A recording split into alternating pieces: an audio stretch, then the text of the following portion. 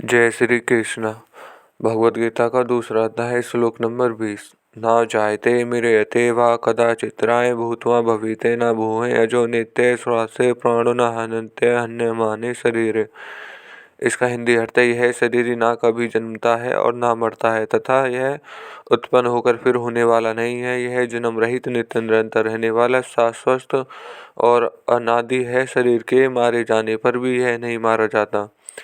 इसका हिंदी अर्थ है, उत्पन्न होना, सत्ता वाला दिखना, बदलता, बढ़ना, घटना और नष्ट होना, यह शरीर इन 6 विकारों से रहित है। यही बात जैसे शरीर उत्पन्न होता है, यही बात भगवान इस श्लोक में बता रहे हैं। जैसे शरीर उत्पन्न होता है ऐसे यह शरीर कभी भी किसी भी समय उत्पन्न नहीं होता। यह तो सदा से ही है। भगवान इस शरीर को अपना अंश बताते हुए इसको सनातन कहा है। यह शरीर ही कभी मरता भी नहीं। मरता वही है जो पैदा होता है और प्रेत का प्रयोग भी वही होता है जहाँ पिंड प्राण का वियोग होता है। पिंड प्राण का वियोग शरीर में होता है, परंतु शरीर में संयोग वियोग दोनों ही नहीं होते। यह ज्यों का त्यों होता है। इसका मानना होता ही है सभी विकारों में जन्मना और मरना ये 2 विकार मुख्य हैं। तब भगवान ने इनको 2 बार निषेध कहा है। जिससे पहले ना जायते कहा उसको द्वारा अजय कहा है। जिसको पहले ना फिरेते कहा उसी को द्वारा ना हन्मते हन्मने शरीर कहा है।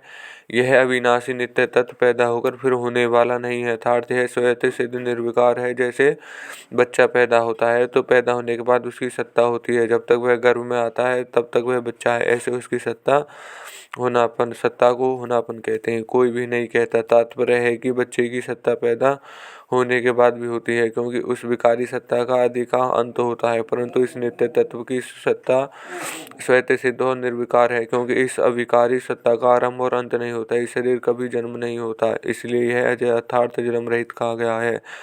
ऐसे ही नित्य निरंतर रहने वाला है, अतः इसका कभी भी उपक्षय नहीं होता। उपक्षय तो अनित्य वस्तु में होता है जो कि निरंतर रहने वाली नहीं है। जैसे आधी उम्र बीतने पर शरीर घटने लगता है, बल क्षीण होने पर लगता है, इंद्रियों को शक्ति कम होने लगती है। इस प्रकार शरीर इंद्रिय अंतकरण आदि तो उपक्षय होता है, पर शरीर की उपक्षय नहीं होता है। इस नित्य तत्व में कभी किन्नी मात्र भी कमी नहीं आती। यह नित्य तत्व निरंतर एक रूप एक रस ही रहने वाला है। इसमें अवस्था का परिवर्तन नहीं होता, अर्थात यह कभी बदलता नहीं। इसमें बदलने वाली योग्यता है ही नहीं। प्राण, यह विनाशी तत्व प्राण अर्थात अनादि है। यह प्राण इतना प्राण है कि यह कभी पैदा ही नहीं हुआ। उत्पन्न होने वाली वस्तु में भी देखा जाता है। जो कि वस्तु प्राणी हो जाती है वह फिर बढ़ती नहीं, फिर तो नष्ट हो जाती है। फिर यह तो उत्पन्न तत्व है, इसमें बढ़ना रूप विकार कैसे हो सकता। तात्पर्य है कि बढ़ना रूप विकार तो उत्पन्न होने वाली वस्तु में ही होता है, इस नित्य तत्व नहीं। शरीर का नाश होने पर इस अविनाशी का शरीर का नाश नहीं होता। यहाँ शरीर के पद देने का तात्पर्य है कि शरीर नष्ट होने वाला है।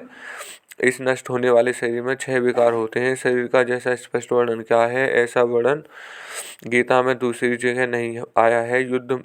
अर्जुन युद्ध में कुटुंबियों को मरने की आकांक्षा से विशेष शोक कर रहे थे। उस शोक को दूर करने के लिए भगवान कहते हैं कि शरीर मरने पर भी इस शरीर का मरना नहीं होता, अर्थात इसका भाव नहीं होता, इसलिए शोक करना अनुचित है। परिशिष्ट भाव, हमारा और शरीर का स्वभाव बिल्कुल अलग अलग है। हम शरीर के साथ चिपके हुए नहीं हैं, शरीर हमसे मिले नहीं है। शरीर हमारे साथ चिपका नहीं, हमारे से मिला नहीं है, इसलिए शरीर ना रहने पर हमारा कुछ भी नहीं बिगड़ता। अब तक हम असंख्य शरीर धारण कर चुके हैं, पर उससे हमारी सत्ता में क्या फर्क पड़ा, हमारा क्या नुकसान हुआ। हम ज्यों की त्यों ही रहे। ऐसे ही यह शरीर छूटने पर भी हम स्वयं ज्यों की त्यों ही रहेंगे। जैसे हाथ पैर नासिका आदि शरीर के अंग हैं, ऐसे शरीर का अंग भी नहीं है। जो बहने वाला है विकारी होता है, वह अंग नहीं होता। जैसे कफ मूत्र आदि बहने वाली और फोड़ा आदि विकारी होने से शरीर के अंग नहीं है, ऐसे ही शरीर बहने वाला और विकारी होने से शरीर का अंग नहीं है। यह श्लोक यहीं समाप्त होता है। धन्यवाद।